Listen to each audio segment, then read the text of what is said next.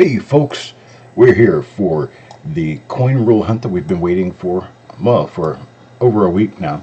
This is roll hunt number 264. It's going to be a 1960D original roll, this one right here. Hang on a second, I'll make my stuff all situated correctly. There we go. This one right here, 1960D original roll. It's a well-wrapped roll. The ends are very original. So this one will prove us, one way or the other, that it can bring some good stuff. I need to get some junk out of the way here. Hang on just a minute while I clean the desk off just a little bit.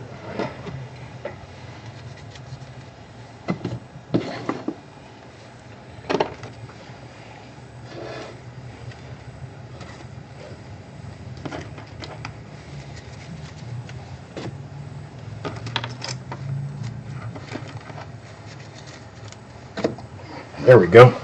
I've been working on trying to get myself ahead on these flip inserts, and I've got them done all the way up to number 270 now. So we'll be good. Into next week, actually, will be good. So that's what I'm going to do. I'm going to spend a few hours every week just trying to get ahead of myself on these reveals, because I do not want what happened yesterday and other days to continue happening.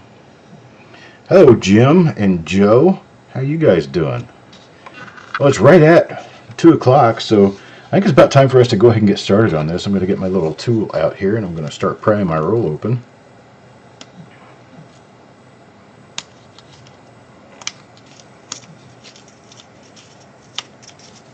There we go.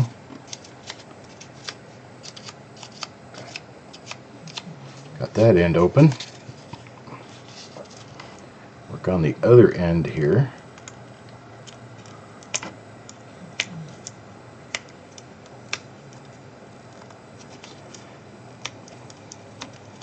One end or the other, you're just going to have a little bit of trouble. There we go. Got this end pried open. I'm really excited to go through this roll, because 1960D is generally like your #1 RPM producer. So we can see what happens here. Hope we find some really good ones in here. Been having some exciting reveals recently, especially at 45S yesterday. Man, that was a nice one. Alright, coin number 1. Let's see who's going to get coin number 1. It's going to be Eric Beyer. Well, guess what? Eric, I don't think, is around right now. He might be.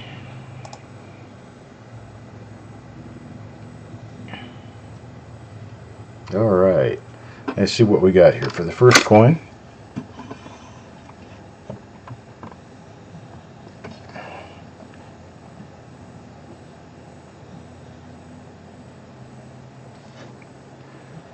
Let's see there. Well, we do have something going on above the D in this particular coin right here. Hey Sissy, how you doing?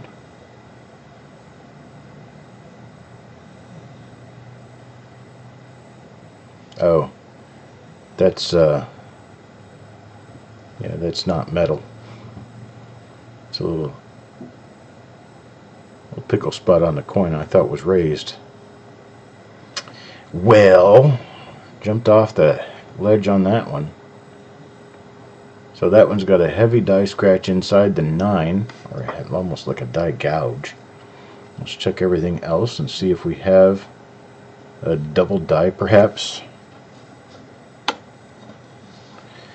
See what we have on the reverse on this one. Okay, we've cleared that die, and that particular die pair shows nothing. So there's Eric right there. Move my keyboard, I don't need it right now. So I put it down on the floor so I can do my thing here. There we go. Now coin number 2. Coin number 2 is going to go to Marshall. Let's see what Marshall comes out of this roll with here. Looks like nothing for an RPM. We do have a pretty heavy die scratch at the rim underneath the front of the lapel. So we've got something to go on for a marker to see if it happens to match up with anything die variety related. And it's not going to be on the obverse if we do have it. So we have to flip over and look at the reverse and see if there's anything here. And nothing do I see. So that's for Marshall. Move on to the next coin, number 3. Number 3 is going to go to Farm Dog. Let's see what Farm Dog gets. No. We have nothing again. Minor, minor, minor. Very, very minor. Lower split serif it appears, but it's just not enough. Not enough. Alright, no doubled eyelid. Nothing on In God We Trust. And it appears nothing on Liberty. Hey, Donna. I saw that you showed up right at the very end of my broadcast for that Canadian Variety chat. I'm going to do a little bit more of that, I think. You know, more just, I think we need to pop open a roll here and take a look through it. So we just do, just for that. Not necessarily for anything else, just to have a little bit of intelligent conversation about coins. I think there's a lot of people out there like to watch that sort of thing. I almost wish I could bring on like color guests. Yeah. So on the first time color line, this is Donna. Go ahead with your question. This is another one of the second die that I found in this roll. You get that die scratch down below the lapel. Really wish I knew how to bring in colors. That would be really cool.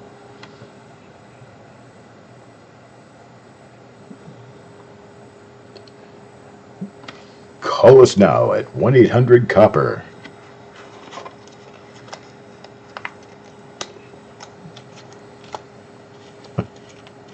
That would be fun. I really do. I think that would be fun. Maybe I'll look up how to do that. See if I can get that. Of course, I'd have to get a phone line here, but my cable company's trying to talk me into getting a phone line anyway.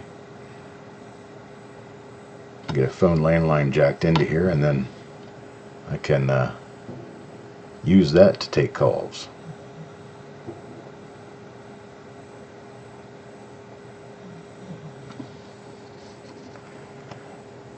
It's a Copper Coins radio show.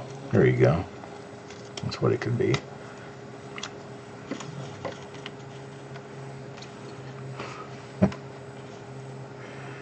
From Eastern Washington, this is Paul Hampton. How you doing, Paul?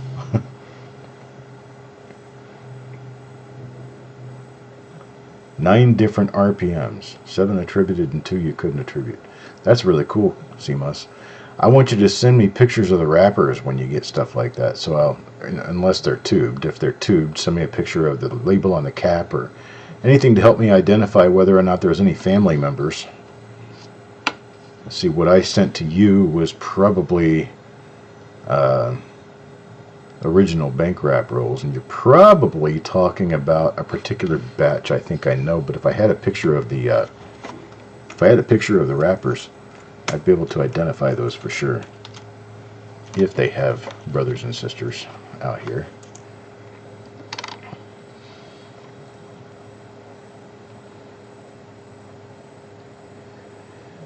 And that's CMUS from the Great Plains. Welcome to the show.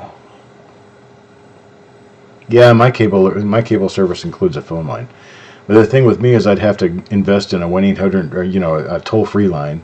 Get that toll-free line established so that you could call in on it, and then figure out how to pick up on my computer, and then figure out how to broadcast the noise that comes off the phone line. Then I'd have to figure out how to do a delay so that if somebody called and started cussing, it wouldn't go straight through to my channel. Because right now I have complete control over what words are said on my channel. Oh, except in the chat, of course, which I don't have any control over other than to be able to kick people off once they start getting belligerent with me. But yeah, if I could actually operate this as a radio studio with video capabilities on the internet, man, there's something that works. That would be nice. Well, die gouge coming off the bottom of the L. Alright, and that is Party Pickles. 1 coin for the roll. Wow, 11 different RPMs in the roll. Here's one for Wanda. Wanda. So far, I've found nothing in this roll. We are up to coin number 9. I hope it doesn't turn out that way through the whole roll, but, well, it actually would not be surprising. It'd be one of those things we don't ever want to really happen. If anybody could figure out it's me, well, I appreciate that, but I don't know that I'm necessarily all that tech savvy.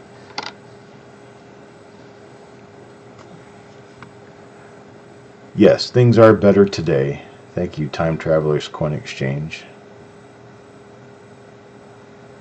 I did rebroadcast that video yesterday with about the first 10 minutes chopped off of it.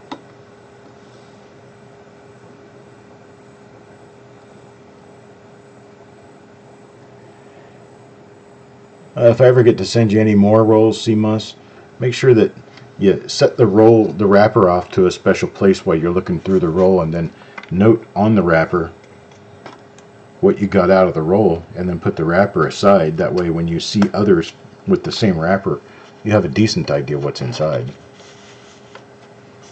or at least what to expect. That way you don't miss anything. Here's Bill Cressen's coin. Bill Cressen is... he's going to pick up another normal coin here, or a normal coin. Don't see anything on this. Man, there's a lot of gunshots out there. I don't have the window open. It's chilly outside. I left the window shut today. But there's somebody. It's got to be some sort of target practice. Either that or somebody's hunting and they are the worst shot I've ever heard. There's been like, at least 40 or 50 rounds go off since we started the broadcast here. There's been a number of them. Alright, we're up to coin number 12 now. Bill Cressen again. Yeah, I doubled up on him. 11 and 12. I generally try to stay away from doing that, but it doesn't always work out.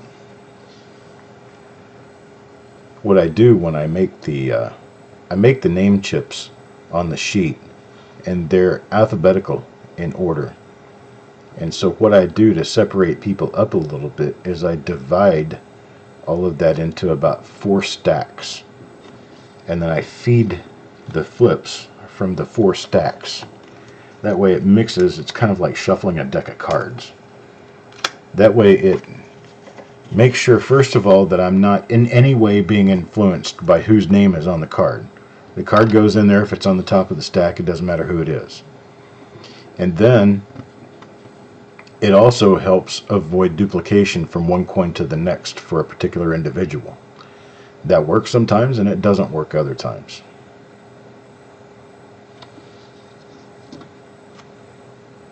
Spray and pray, Hunter. Yeah, I would think something really weird if it was a semi-automatic or what. Well, it is a semi-automatic, but if it was an automatic, I'd be thinking twice. Because what I'm hearing out there is like boom, boom, boom, boom, boom, boom, boom. It's at least a semi-automatic, because there's no way anybody could load that fast. I don't think anybody could even cock a bolt that fast. Maybe there's some cowboys out there that can do it. I know I can't. 4 of the 60D rolls were from the Detroit branch of Chicago Federal Reserve, yes. And they were kind of more of a deeper orange, or actually a mid-orange color. Orangish pink. They weren't necessarily pinky pink, they were more orangish pink. Yeah, I remember those. Number 15 goes to Bulldog. Let's see what we got for Bulldog here. Coin number 15. Well, folks, I hate to say this, but I think we're going to get skunked on this roll. I hate getting skunked on 1960D rolls.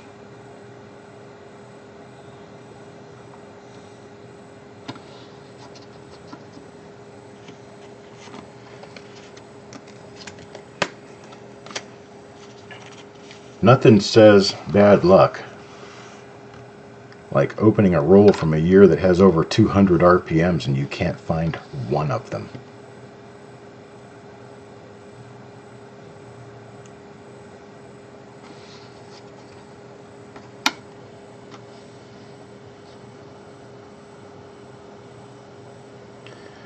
First American National Bank wrapper. Looks like red wrapper that is tanned. No. I have no idea whether that's a quote-unquote good wrapper. I would think any wrapper that's original would be a good wrapper, right? These are pretty nice coins. I mean, they're not great, but they're not bad either. So, at least they're not all icky and spotty. I said that way too early, didn't I? What I've seen so far is not icky and spotty. Here we go. The Icky and Spotty Show. We need to do that to a cartoon called The Icky and Spotty Show and go through rolls. There's Icky. There's Spotty.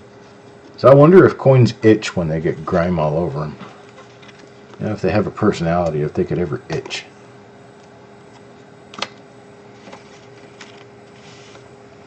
So you got a spot that needs to be scratched there, brah.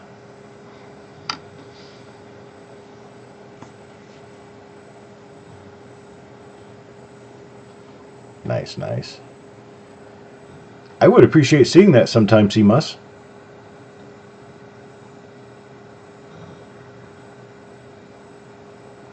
All of those finds. I've got a spreadsheet of most of the reveal finds. At some point, I plan on making an attempt anyway to go back and find all the videos on the YouTube channel and download the ones that have really nice finds in them and then create a highlight reel. You know, a highlight reel of all the best rolls found in 2020, then all the best rolls found in 2021. This is another copy of the second die we found in this roll. We know that because of this little die gouge down here underneath the lapel. The things I try to avoid when buying OBW rolls, one thing that I kind of avoid in general is buying large batches of rolls that all came from the same thing. Because if you get it good, you've hit it really well, and that's great. But if you don't get it good, then you got a bunch of stuff you know is probably not going to include anything good. And I've run into a batch or two of those in the past, and I'd basically just dump the rolls. Because, well, if there's not much chance that someone's going to find anything good in it, why do I want to sell it to them? I mean, if that's the purpose of buying them in the first place, is to find good stuff in them, I specifically will take a dead batch of rolls that I believe is just dead, and I'll sell them to somebody who builds memorial sets or something. There's Jeff Dunn. Jeff Dunn up next with coin number 21. And it looks like 21 is going to turn out to be another one of our, well, not much of nothing coins. It's not from the first or second die that we have found in this roll, but it probably has a marker we could use. I'm not really that interested in finding markers on non-RPMs, though. Non-RPMs, non-double dies, they pretty much just go back in the roll for me, generally. And in this particular case, well, this one's going to go to Jeff Dunn to add to his collection of misery, buying coins that aren't worth what we're paying for them, but hey, it's a luck of the draw, right? Mr. Marshall. No, for 61 years, these are in pretty good shape. Wow. I remember pulling coins like this out of my change when I was a kid. What does that say? You hear the dog?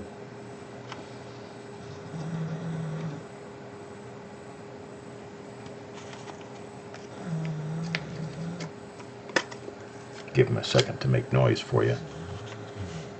Here's Yo Man. Let's see what Yo Man gets. Well, this one is a really minor RPM. You can see that little tiny shadow on the inside of the upper part of the vertical. I can zoom in on this and you'll see what I'm talking about, but I'm not going to call this because, well, this one's just not got enough going on to have any value. It's that little bit of doubling you can see on the inside of the vertical. Yeah, it's a miny, really, really tiny split upper serif. See about the lower serif. Okay, well, it's got a little split on the lower serif too. It's not real exciting, but it's there nonetheless.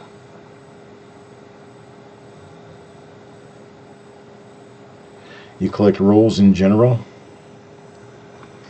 Well, I tell you what, next time I run into a batch of stuff that I'm relatively certain doesn't have any varieties in it for people to hunt, and I just want to dump the rolls, I'll let you know. Because when I'm dumping the rolls, they go cheap. I buy the rolls so that people can get fun out of them, not so I can sell people a bunch of duds. We have a broken coin.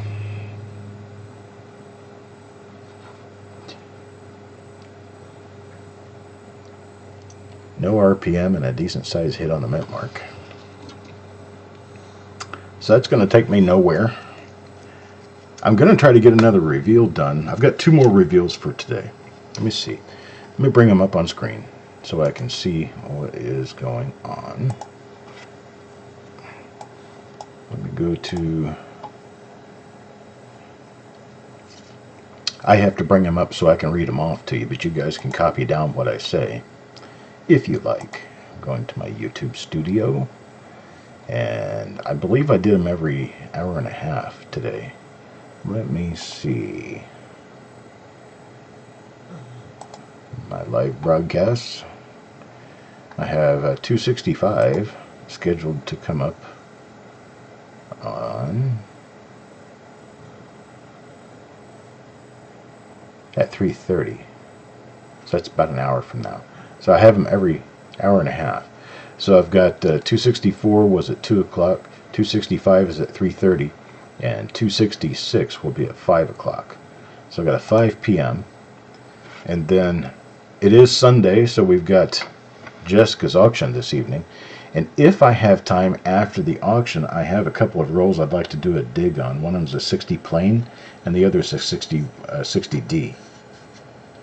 So if I get time, I'd like to do some digs. But I'll probably do digs tomorrow, because we don't have any more reveals left. And the auction is not until Tuesday. And Tuesday I will be including more reveals. So that's where we are anyway. Let me flip these over.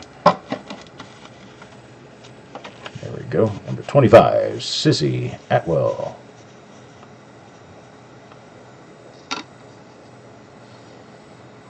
And this one's for Sissy. Looks like, unfortunately looks like, see, this is a minor split serif. A very minor one though. Really minor. I might go back through and pull that minor split serif out and see if it's listed and do something about it. But, man, don't hold your breath on that. There's so many 1960D really minor split serifs. They're already really hard to swim through. Bill Crescent. Let's see what Bill Crescent gets here.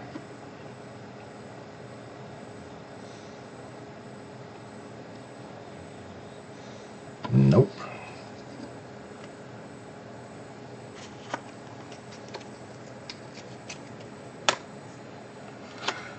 I would imagine beer would have to be important if you're going to go out chasing skunks. Because I can tell you that me in my non-inebriated, normal, intelligent state, I wouldn't get close to a skunk. Not to mention the fact that skunks are known rabies carriers. So, yeah, I like to stay away from them. You often can't really tell whether or not a skunk is going to have rabies without looking at its mouth. And if you're close enough to look at its mouth, you're close enough to get bit.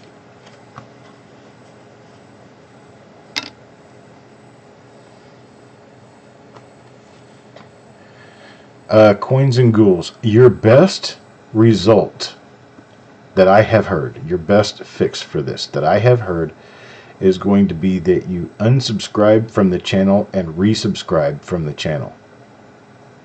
A lot of people do that, and it resets their notifications so that they will get notifications from the channel.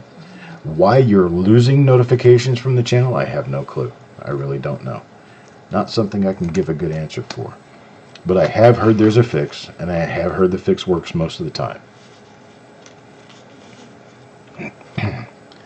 Fime Dog.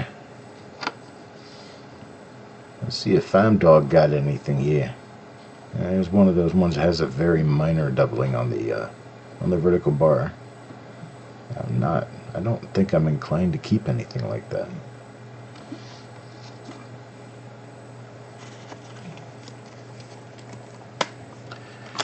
Just because I can see it doesn't mean everyone can. It's one of those things that takes a lot of practice to get right.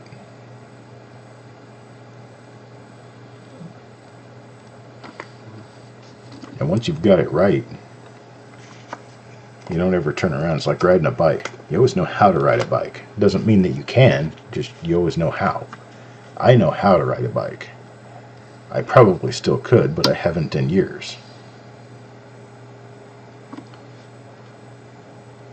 Last bike I rode was a motorcycle. And I've been riding motorcycles for a long time.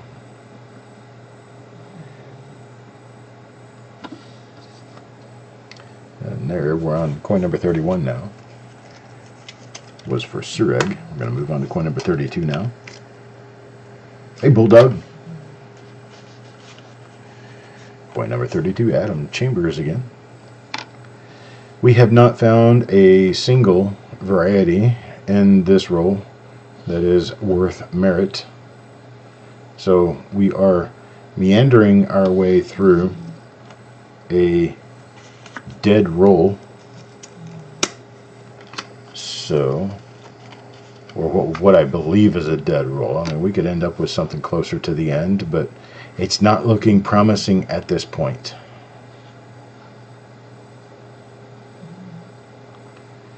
Well, I mean, the later you come in, you got two things working for you on that. The later you come in, the less time you have to listen to me. And the later you come in, there's more people sitting here already watching you come in so that you get a lot of attention. That's just how that works. So we can read right through you, Jess. Not a problem. She's like, wait, no, that's not really the reason. That's not it.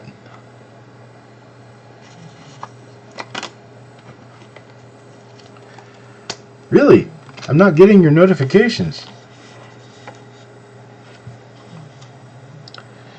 Orig comes up next, coin number 35. And number 35 is not a double die or a repunchment mark, so we are going to move on to coin number 36 now. 36 will be for Adam Connor. Adam Connor.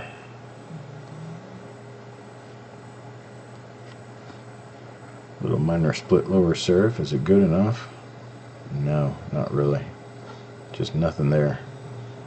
I mean, it is there, but it's fly speck. It's like really, really, really, really tiny. Did I say really enough times?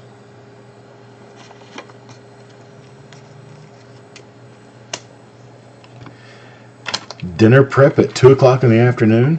Or at 1:30 in the afternoon? What are you doing dinner prep for? You're not Italian. You don't need to be in the kitchen cooking all day. Good gosh, if your dinner is that good, I'm moving to Iowa.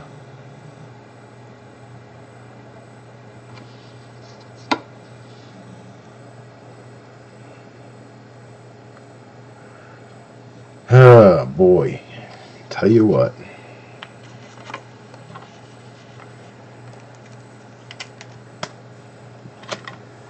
I don't remember making dinner last night. I don't think I did. Wife made dinner 2 nights ago. She made a beef pot roast in an Instapot. It was good. I thought it was good. Of course, she's very hypercritical of her own cooking and said that she didn't really like it. I said, good, then there's more leftovers for me. That's what I'm going to be having for my lunch din as soon as I get done with this video, because I got another one coming up at 3:30. It gives me about an hour from right now. That's plenty of time for me to get a quick lunch in. It's another one of those really minor split serif RPMs. There's a lot of these in this roll, so I will go back through the roll, and if I happen to like this well enough under the big scope to do something about it, there's going to be a lot of people in this roll come out with RPMs. I do not have any PCGS 1936 to 1942 proof Lincolns.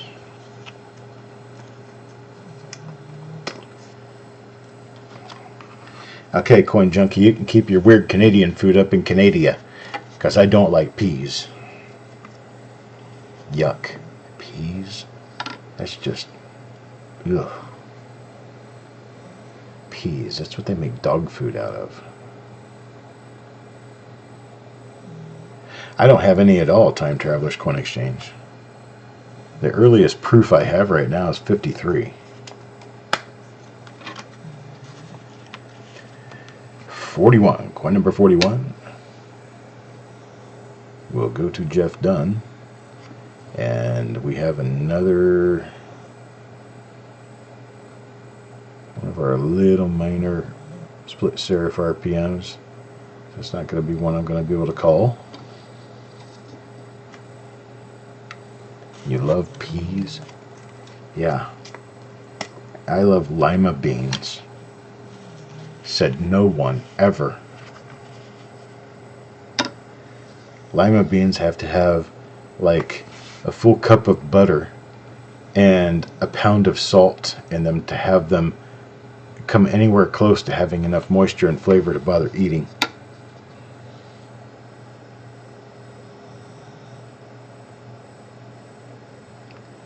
Don't know, Time Traveler's Coin Exchange. I got about 3 rolls of them. Do you want me to look through my rolls for a re-engraved one for you?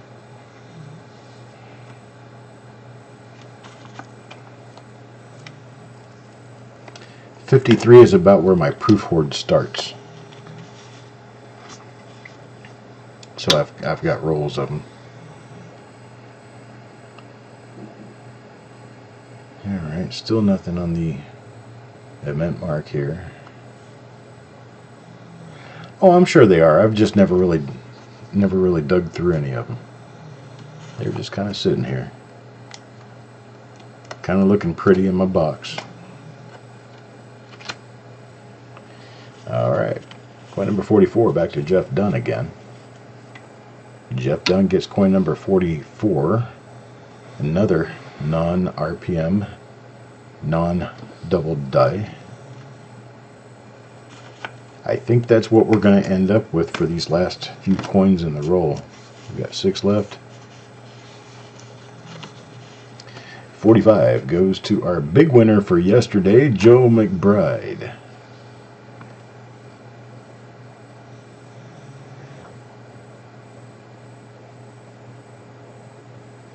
Batting 5th in the lineup, number 45, Joe McBride. You've never had anybody call your name out like you're playing a ball game.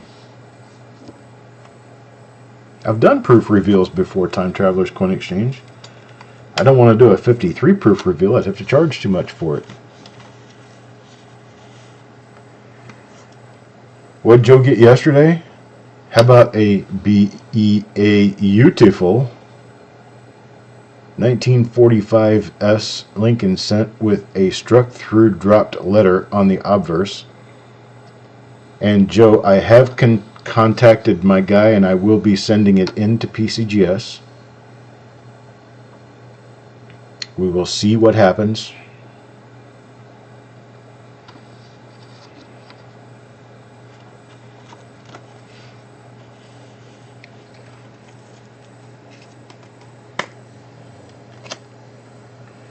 Here's coin number 47. On to Joe McBride again. Well, Joe is just getting all the attention right now. How about that?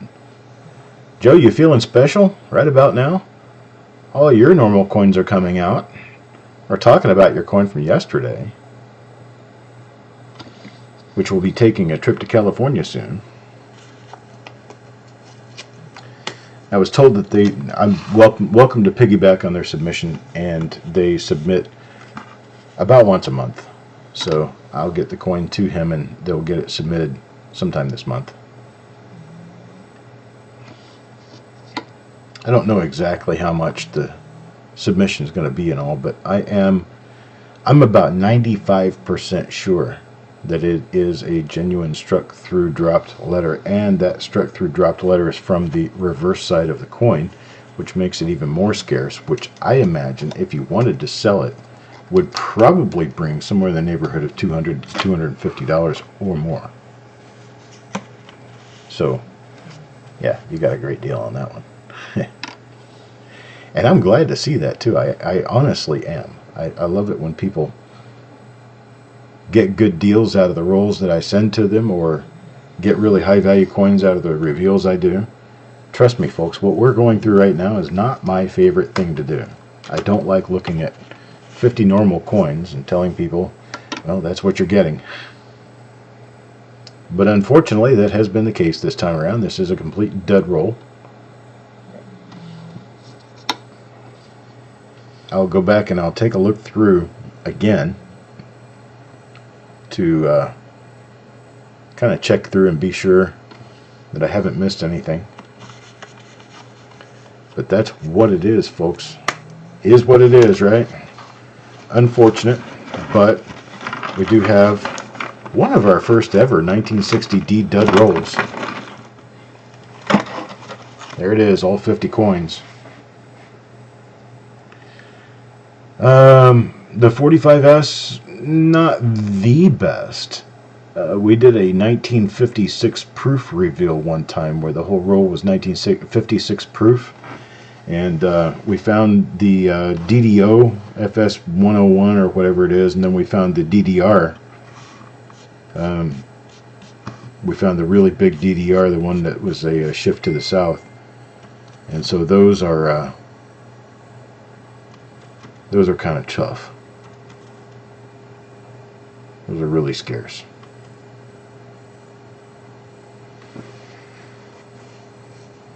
Okie doke, folks. You want cameos, Greg? You want cameos in what? Earlier? Like earlier than 1965? Because post 1965 I can get you all the cameos you want and they're not expensive. Well, yeah, the 36 to 42 have really low mintage, but that also means that they're really hard to find.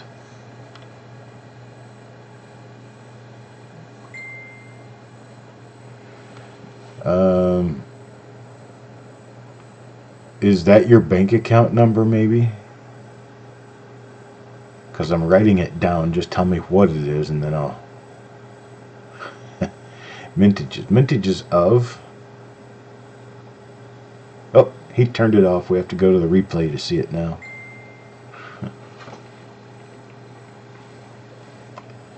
Alright, folks, I'm going to go ahead and take off. I'm going to get my lunch done. Then I'll come back and work on the next reveal. The next reveal is going to be number 265. It's a 1955 D roll.